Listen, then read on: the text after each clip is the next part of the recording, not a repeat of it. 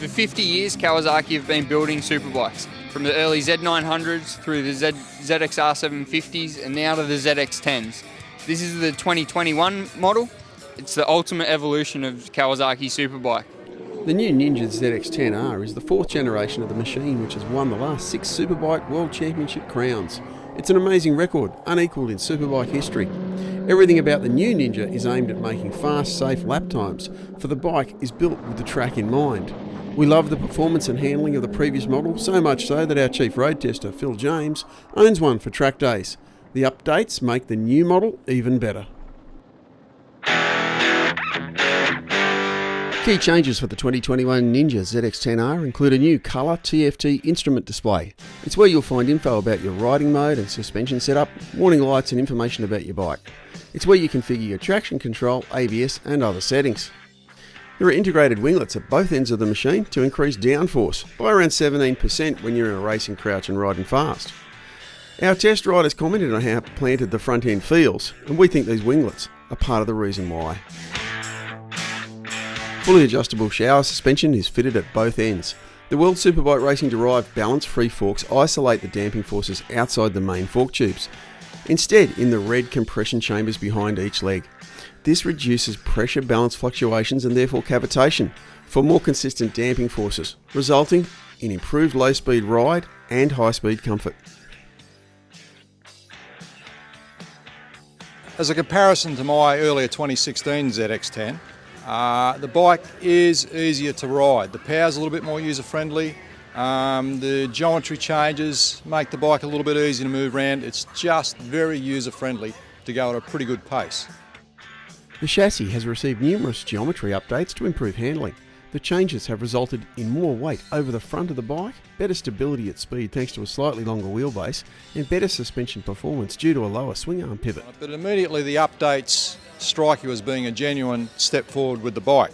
I particularly like the fact that it's easy to put the bike where you want it on the track.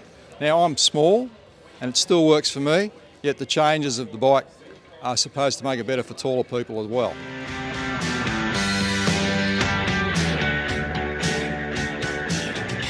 The quick shifter is just brilliant, so it's very easy to keep it on the boil. The quick shifter has been upgraded for 2021. It's now up and down through all the gears. It's a complete street bike. It's got a number plate, it's got lights, it's got a horn, it's got mirrors, yet it's still very good on the track. As a road bike, Kawasaki's improved the machine by adding cruise control. On a 200 horsepower motorcycle, this is a really good idea for keeping your speed under control when you're on a public road. There's also optional heated hand grips. This could be very useful at cold racetracks, but it's also great for riders who prefer to use sports bike gloves and get caught out in cooler weather. As a standard street bike as it comes, it's impressive. Akio and I have been comparing notes on this and trying to come to terms with how the bike works for what he does and what the bike does for what I want. Now for me, it's really good because it's configurable and I can set it up to my level of ability. It's got accessible performance, I like that, and it's very strong.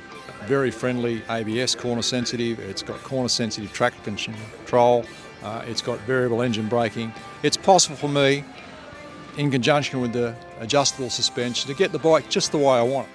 So I'm a racer at heart, and we've taken this dead stock Ninja ZX-10 and had it out on the track today, and it performed beautifully. It's really fast, handles great, brakes are awesome, and the electronics are fantastic and makes it easy for anyone to ride. So for a track day or racer guy like me, the bike is perfect. All the electronics are adjustable to suit the rider or the type of riding you're doing. So you might have a different setup for the road or the track, but it's easy to turn up at the track in one riding mode and switch straight to another to suit the track riding. And as well as that, it's with all that configurability, it allows for even just different rider preferences. So you can really make the bike your own and make it suit you.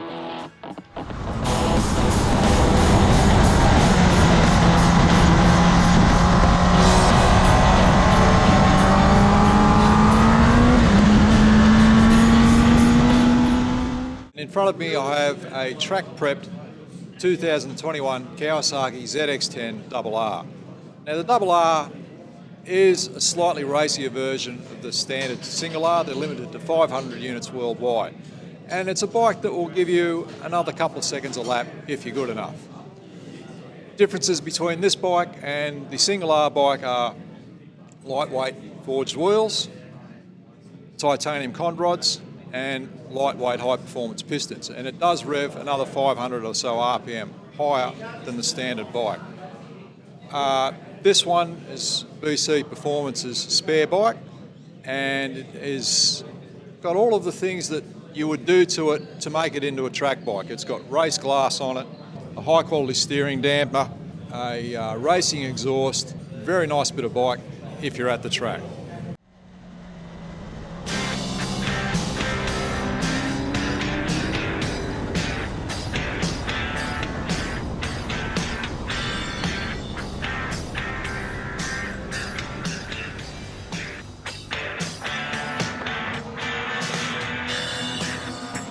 In addition to getting to ride the Ninja ZX-10 road bike today, I've also been able to throw my leg over the RR model as well as the BC Performance Superbike.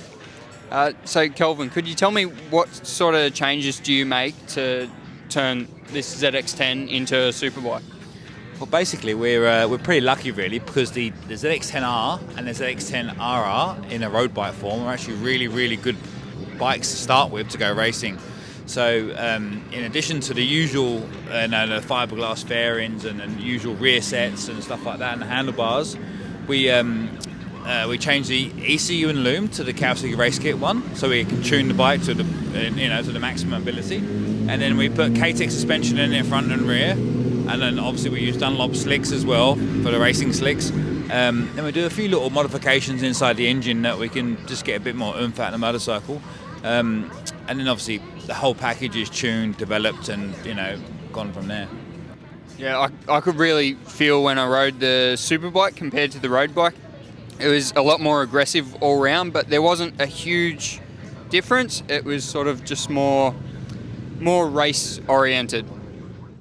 Read the full test of the new Kawasaki ZX-10R in issue 161 of Australian Road Rider magazine, August 2021.